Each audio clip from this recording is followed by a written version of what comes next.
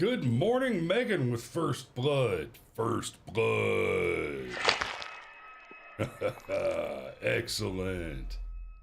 All right. Good morning, everybody. Let's do this.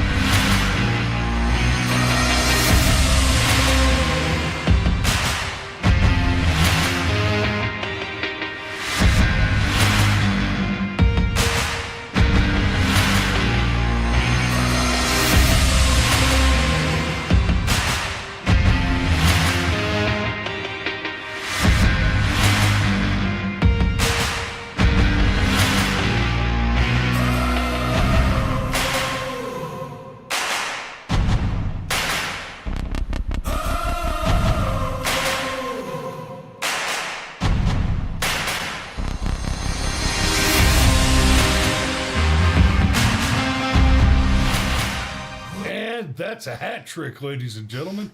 All right. Oh, hey, look. We're seeing too much studio here.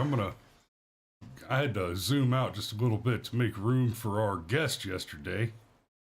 Let's get in a little tighter there. Boom, that looks good. That looks pretty good. Okay. It's a hat trick. We got the presidency, we got the Senate, and now we have the House. There's still some shenanigans going on around the House, but by and large, it's a done deal now. Well, it's a done deal. We have the majority now. There are still a couple of races to be decided, and so we might have an even bigger majority. As of right now, what we have is we have technically a majority, the 218 to 209. So the majority is there. It's a slim one, but it is the majority. So I'm thrilled. I am, but I do have concerns.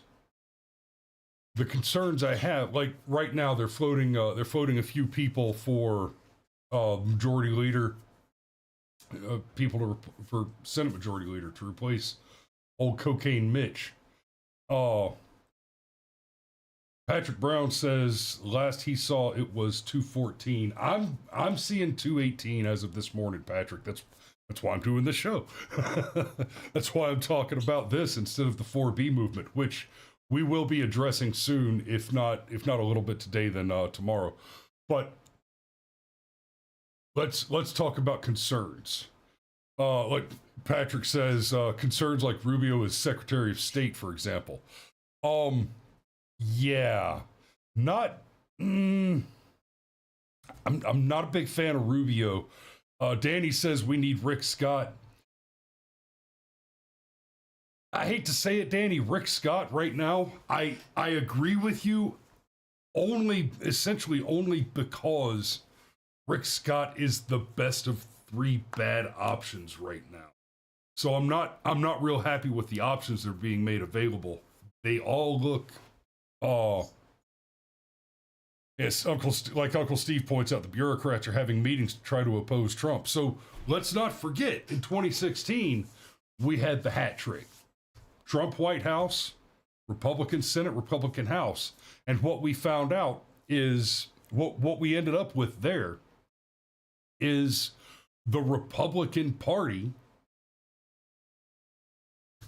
blocked Trump, all over the place.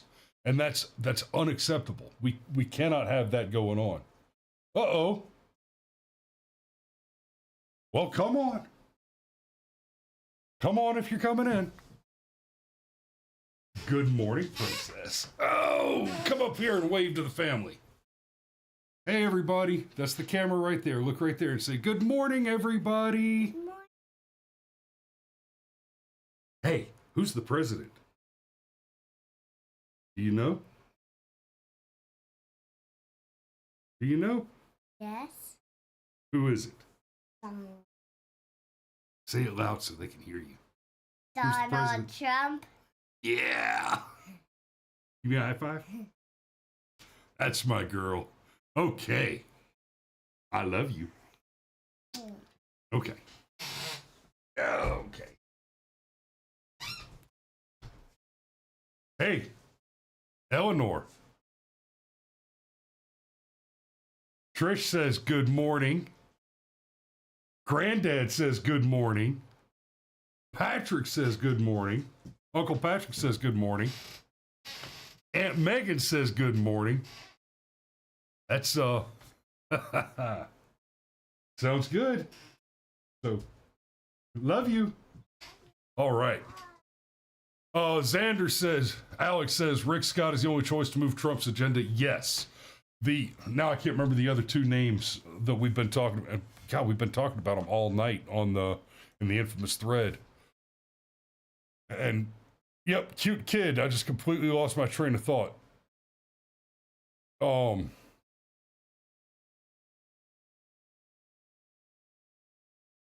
Anyway. Yeah. So, agreed, Alex. Rick Scott is the only choice available to move Trump's agenda forward. And that's the best you can say. Corn and Thune. Cornyn and Thune. Thank you, Danny, for getting me there.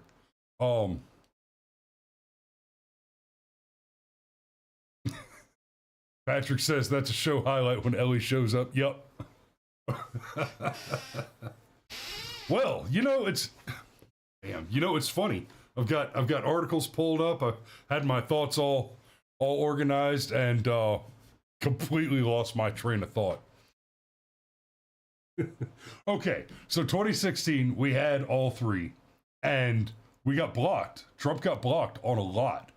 Now, I am very optimistic this time around, though. And yeah, Alex, that's actually a great point. The fact that McConnell does not want Scott should tell you everything. Now, credit where credit's due. Cocaine Mitch. I'm not a big fan of Mitch McConnell, but credit where it's due. Merrick Garland is not on the Supreme Court, and that was Mitch McConnell. Now, let's be fair. There's the adage, stop clock is right twice a day. But credit where it's due, that was a big win. The fact that Garland is not a Supreme Court justice, huge win for liberty and prosperity globally because of the power of the American people. So I've got Decision Desk HQ says, Decision Desk HQ projects Republicans will retain U.S. House majority. This is as of this morning. It was published yesterday, but it was updated this morning, and I didn't bother to pull it out of the Wayback Machine. There have been some problems with that the last few days. Data provider Decision Desk HQ projected on Monday that President-elect Donald Trump's Republican Party had won a majority in the U.S. House of Representatives, which would signal that Republicans would hold a majority in both chambers of Congress. Edison Research has not yet projected House control. It has projected that Republicans will hold at least 215, with Democrats holding at least 206. Races on 14 seats remained uncalled. The smallest House majority is 218. Republicans had already secured a U.S. Senate majority of at least 52 to 46. Edison projected the U.S. Capitol building is pictured as the U.S. Senate begins consideration of a $95 billion Ukraine-Israel aid package on Capitol Hill in Washington. Now, that's something that has to be defeated. But, and yep, Xander points out he got blocked by people like John Cornyn. And let's not forget McCain, John McCain. I won't rehash the story here, but John McCain, I wouldn't piss in his face if his mustache was on fire. John McCain cost me a few soldiers in Afghanistan because he fucked up that bad. He's that big a piece of shit. So he and his people and his ilk owe me lives. That's. I'm just gonna take a beat. Don't need to go down that road. But moving forward, General Flynn did a great interview the other day, and he pointed out, we don't have 4 years, guys. Yes, we won. We won a lot. This is great, but that gives us 18 months. Because Trump's not actually in power until the 20th, until January 20th. So we're still a little less than 90 days out from that. And then, guys, it will be 2026 in the midterms before you know it. And you got a few months before the midterms where everything is going to be about the midterms and the campaigns for the midterms.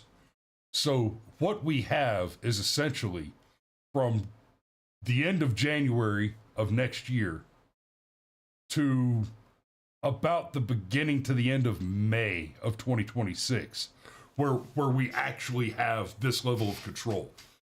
And there's nothing for it but to lay on the pressure, right? Winning this major, and it is. It's a big deal. It's a hat trick. Major popular mandate, Trump train all the way. But this is not the, we didn't just win the Super Bowl. We just won the job competition. And now the real work begins, because every single Republican holding an elected office needs to be treated like a hostile witness. Hey, have you done it? What have you done? What have you done for me today? Right? And I've never been a big fan of the "what have you done for me today" mentality. I had a sergeant major downrange once ask me, what have you done for the Army today? And he just caught me on a bad day, and I said, nothing. I ran out of terrorists a week ago. I sent you a memo. I'm waiting for a new target deck to hunt. I've been watching cartoons. What do you want? I don't have any. I ran out of terrorists, right? You got to send me a new list. But there is not a situation where any of these elected officials are going to run out of shit that needs to get done. There are more laws that need to be gone than they have time to abolish or repeal. There's a lot of work to do there. Danny says 5,000 jobs need filled. Trump will fire every Biden appointee. I have a better idea. There are 5,000 Biden appointees. There is nothing in the world that says Trump needs to fill all those jobs. You fire every one of them. And I doubt you need more than 1 in 100. I'd be surprised if you need even that many. So now we're seeing the protests, the noise. The lefties, so they're not out in the street setting buildings on fire this time around. Instead, they're talking about Aqua Tofana. You've got women on social media, and this is crazy to me. If I was to go on Twitter right now and drop the N-word, there's a good chance that I'm at least going to get shadow banned, right? Even on free speech Twitter. But right now on Twitter, on Instagram, on Facebook, on TikTok, et cetera, et cetera, et cetera, there are women who are shaving their heads in protest, and they're wearing their little blue bead bracelets, and they're actively calling for women to poison their husbands, to murder their husbands with poison. And they're talking about Aqua Tofana, after this 18th century Italian woman that sold poison to women to murder their husbands. And she sold poison to women to murder their abusive husbands. Murder is the operative word there. Abusive husband? Okay, that's not great. And yeah, you should leave him. But murder. But nobody should be surprised. We're talking about the party of child mutilation, of antinatalism, of infanticide, violence, euthanasia, eugenics, violence, and murder and mayhem are their go-to. They're not their measure of last resort. They are the SOP. That's who we're up against now. And so if we fail to continue to put pressure on these elected officials, these senators, these congressmen, even Donald Trump himself, unless we fail to continue to put pressure on them to do those things for which we delivered them a mandate, then we can look forward to essentially, having a good brag for the next 18 months, 2 years, having a good brag about winning everything and achieve nothing. So we've got to keep the pressure on these groups. Now, one great piece of news, is that we're hearing that Homa is going to be he's going to be in charge of ICE. And I like everything. He's going to be in charge of national security, Department of Homeland Security, putting him in charge of getting the immigrants out. Now, if you don't remember, Homa was here. Let me see if I can grab some clips of Homa for you. Homa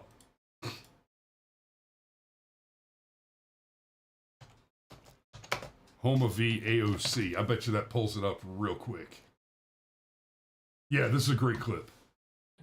Yes, I signed that memo. So you are the author of the family separation, correct? Mr. Holman, your name is on this. Is this correct? Yes, I signed that memo. So you are the author of the family separation policy? I am not the author of this memo. You're not the author, but you signed the memo. Yes, a zero tolerance memo. So you provided the official recommendation to Secretary Nielsen on family for the United States to pursue. I love that he interrupts her. He's a zero tolerance memo, by the way. Family separation.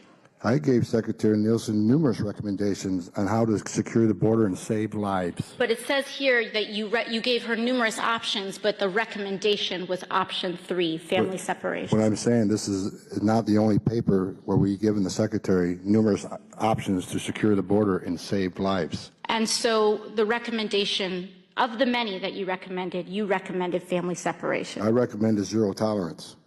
Which includes family separation. The same as is with every U.S. citizen parent gets arrested when they're with a child. She's just She's trying so hard to badger him into saying the thing that I want is to break up families. And I'm going to come back to this clip in just a second here. She badgered him so hard trying to get him to say that what I want is to separate families. I have a malicious personal interest in harming these identity groups. I want to take children away from their parents. But nobody's ever said that. That's not the position that the Republicans have ever taken on the border. The thing is this. There's a few things going on here.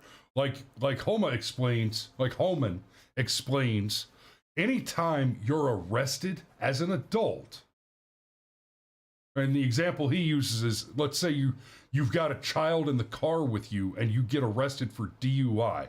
And let's just assume that it's a legitimate DUI. You get arrested for DUI. You are going to be separated from the child. You're going to be taken to jail, and the child is going to spend some time with Child Protective Services, even if it's just long enough for the other parent to come and get them. You're going to be separated from the child because you're committing a serious crime. Right? Now, when you talk about hostile foreign immigrants, hostile foreign invaders coming here illegally, breaking the law to enter our country with children, there's an interesting additional piece there, because the Democrats keep screaming family separation, et cetera, et cetera. Guys, there are almost zero families coming across the border like that. The vast majority of these immigrants are military-aged males. And in the event you see these military-aged males come across with children, they are not family members. They are trafficking victims. Now, that is not always the case, but it is the case more often than not. You see, a coyote can make several $1,000s trafficking a family if they can pay it. But human trafficking and the child sex slave trade for the Epstein and Diddy list members that all supported and voted for the enemy, for Kamala, that is a multi-trillion-dollar global business. It is a business so profitable that when you start looking at the ties between China and Ukraine and Russia and Biden, if you don't believe that the Biden family is actively financing and supporting that industry, then you just haven't read anything. I suggest you go check out some Dostoevsky on the subject. So she's begging him to say, I want to separate families. What she's doing essentially is she's trying to conflate the unfortunate consequence with the intended objective. Now, that's something that I do occasionally in rhetoric on the show, but it's a little different here because she's beginning with a conclusion in mind and then seeking for someone to affirm that conclusion. The closest I come to that is we talk about Hamlin's razor on here all the time, and we talk about things like, well, Obamacare was such a bad deal. It was supposed to be a bad deal. We know it was supposed to be a bad deal because we said it was a bad deal beforehand, and the people that were for it said, no, it's not going to go bad the way you think it's going to go bad. And we said, no, if you put Obamacare in place, you're going to at least double the cost of health insurance, at least. Probably more like quadruple it. And then, oh, that's right, we've got them on tape saying, we intentionally designed Obamacare to fail because we want the outcome to be that in the wake of Obamacare failing, we get the actual single payer that we wanted.